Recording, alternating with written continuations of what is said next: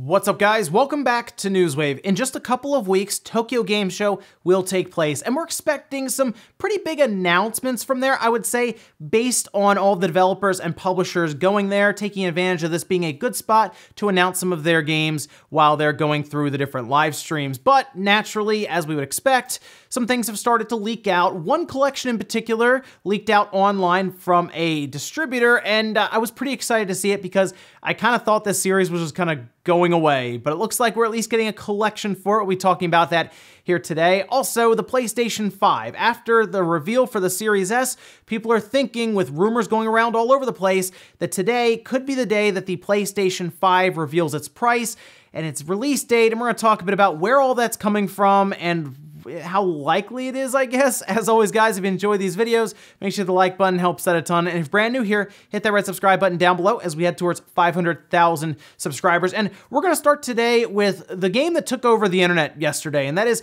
Hyrule Warriors Age of Calamity. It looks so far really cool. I'm interested to see how they will tell the story of the Great Calamity being set 100 years before Breath of the Wild. Again, Breath of the Wild's a trilogy now, so very interested to see where Koei Tecmo goes with this one in collaboration with the Zelda team and Nintendo, but there is more information that's coming out, and we now know when we'll find out more about this game, which I'm hoping means we'll see a gameplay session of it. But let's go over to the Nintendo page for it, where we do have our game file size at 15.6 gigabytes. Remember, this game's out in just over 2 months, so it makes sense that we would start getting this kind of information. And they also have players are going to be up to 2 players.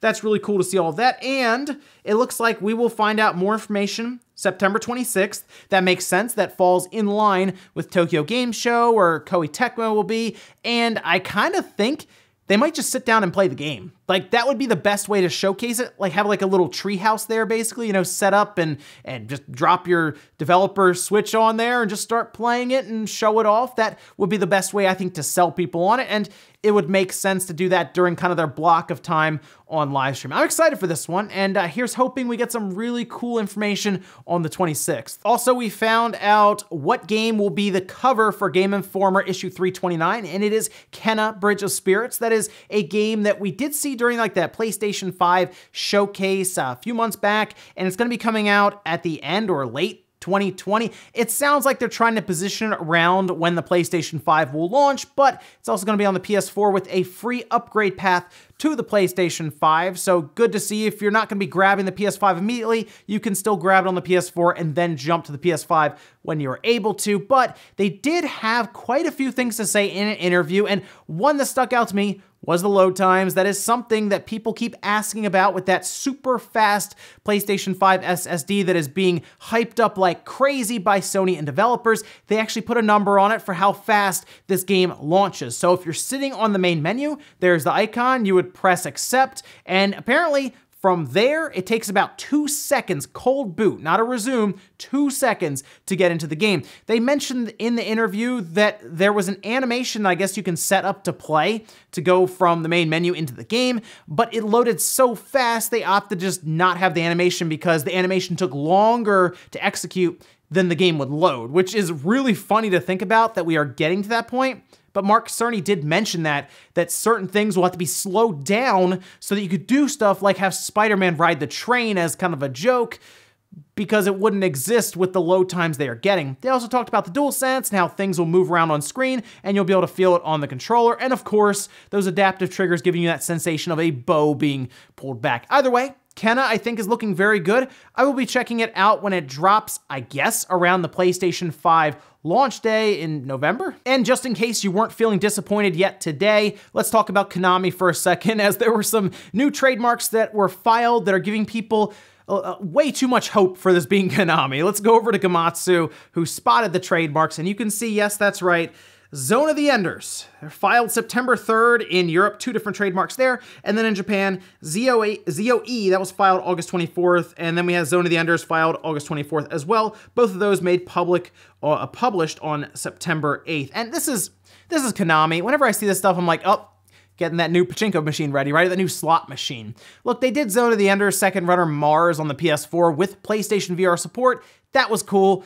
that even was a lot for Konami. So I don't think they're gonna do a new Zone of the Enders. I think it would be cool if they just like moved Zone of the Enders at least to the Switch as like a, hey, it's a platform we can drop it on, let's do it and get some more sales out of it. But to be honest, with what Konami is doing right now, I would expect a pachinko machine before even a port like that. They could also just be filing these trademarks to just keep a hold of the trademarks. And you know what? It's Konami, so that's kind of what I'm expecting. And guys, with some of the quick news out of the way, let's get into the bigger stuff. Let's start right away with a collection that appears to be set for reveal at Tokyo Game Show. I checked around a bit just to see if I could find out any more information on it, and that's at least what I've been able to gather, is that this was a collection that was going to be revealed at some point during Tokyo Game Show, and it went live just a little early for a major distributor in Hong Kong, where they put it up on their website. And you can see it here. Reddit managed to capture a snapshot of it before it was pulled down. And yes, that's right, you're seeing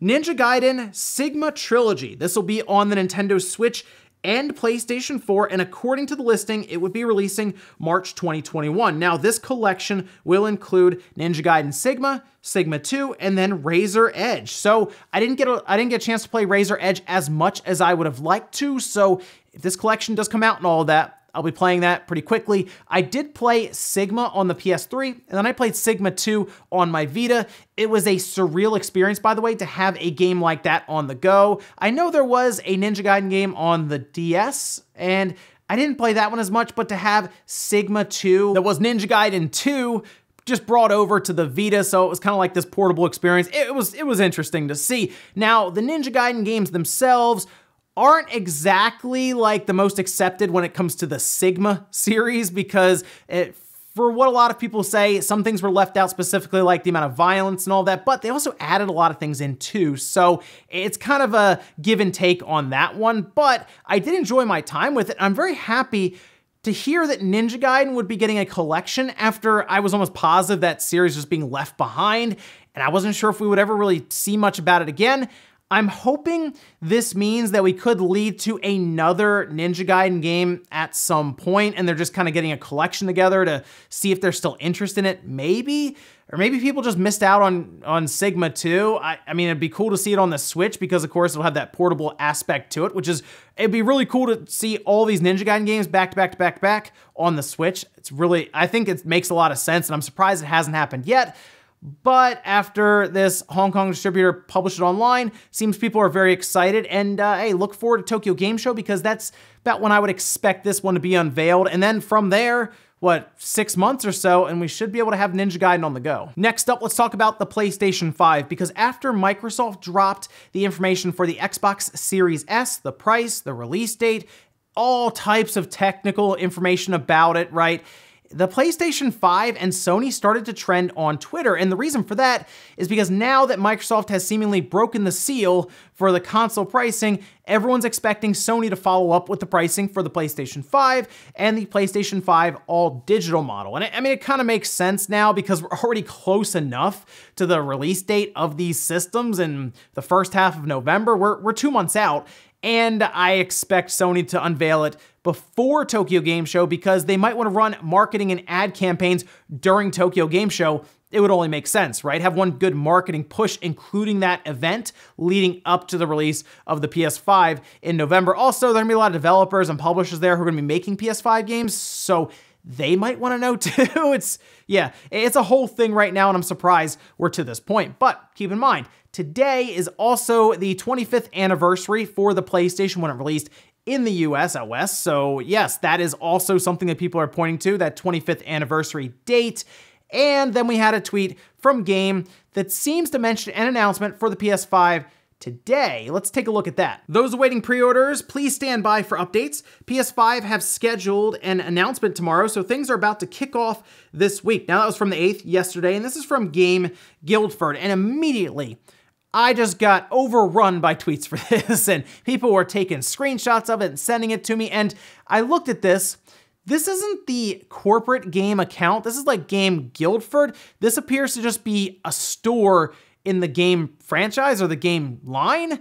It's not their corporate overall Twitter accounts. So this could have just been made by like a store associate.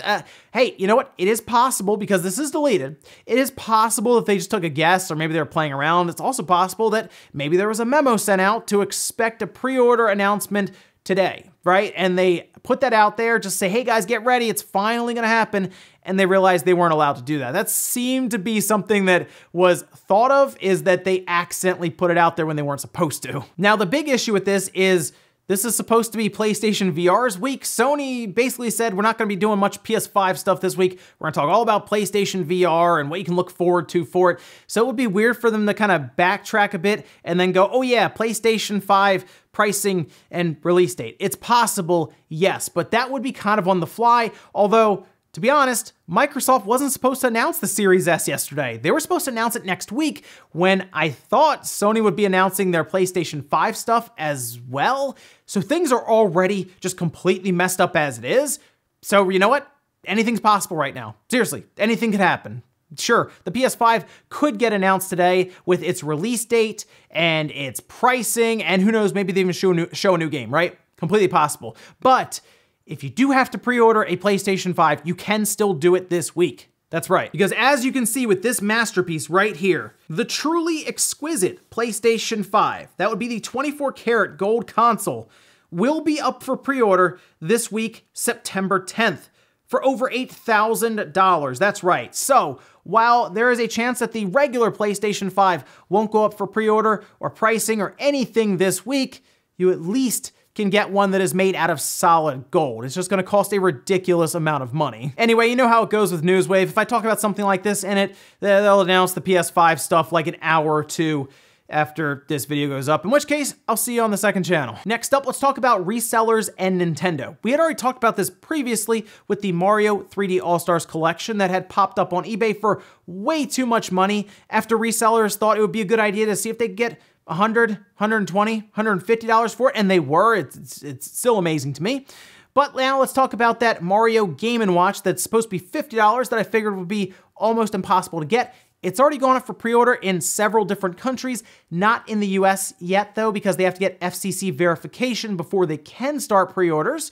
So if you look on eBay now, specifically even on sold listings, people are already buying them for like $130, $140, I saw one for over $200 already, 4 times the amount of its suggested retail price at $50. And this is the one I figured it was gonna happen. Like, it's weird for it being Mario 3D All-Stars, because that should be a game that is just supplied all over the place. Nintendo should be printing like 20 million copies of these, because they'll probably set up like an Animal Crossing type record over like 5 months of selling that many copies of this game.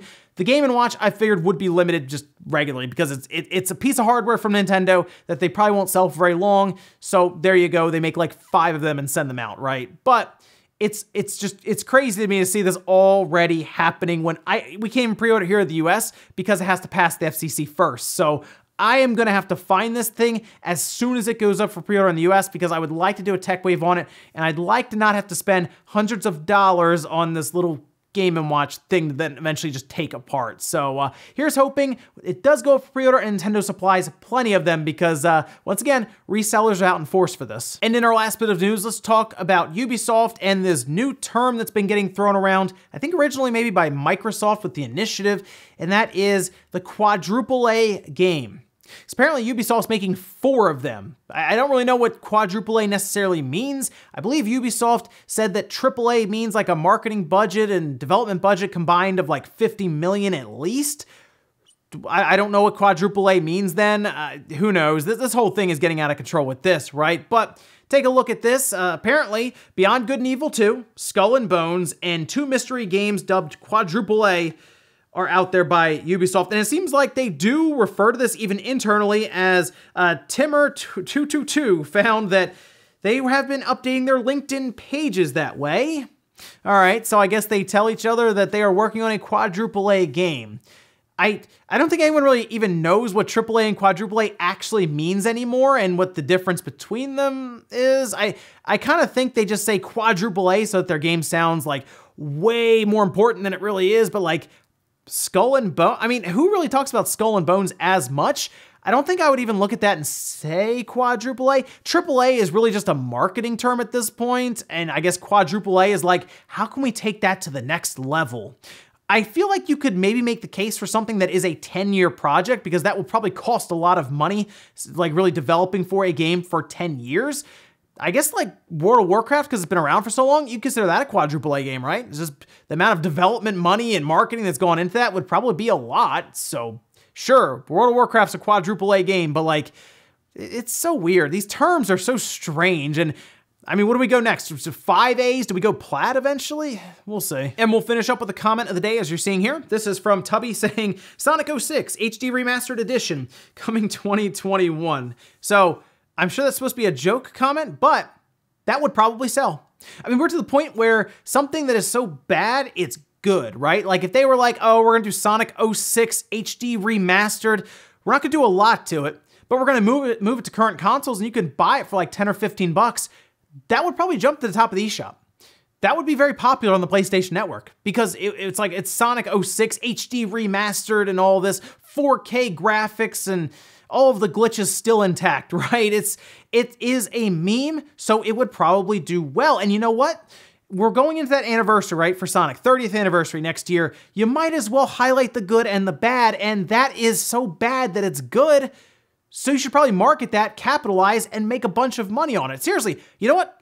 I would buy Sonic 06 HD Remastered just because it is that bad. And ladies and gentlemen, that's gonna do it here for Newswave. If you enjoyed this video, guys, hit the like button, really helps out. If not, hit the dislike. Leave comments down below about everything we talked about today, whether it's Ubisoft's term of quadruple A. I know Microsoft has used it with the initiative, but like Ubisoft says they have 4 quadruple A games. That's a lot of A's in there. Also, what do you think about the PlayStation 5 price reveal? Maybe today, maybe next week. It's gotta be before Tokyo Game Show, so go ahead and place your bets as to when you think we will finally hear about that PlayStation 5 and a Ninja Gaiden trilogy. Do you like the idea of that? And do you like the idea of us getting a new Ninja Gaiden game hopefully soon? Thanks guys for watching, and I'll see you next time.